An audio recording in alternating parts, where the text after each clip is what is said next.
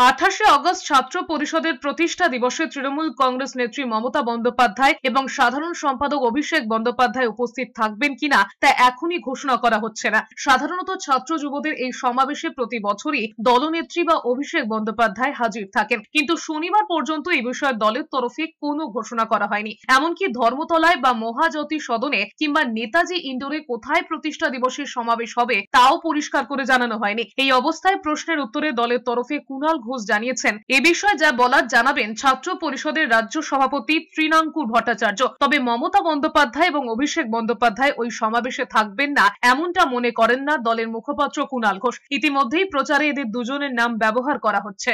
মমতা বন্দ্যোপাধ্যায় আমাদের সর্বোচ্চ নেত্রী, মাননীয় মুখ্যমন্ত্রী, মাননীয় দলনেত্রী, তিনিই শেষ কথা।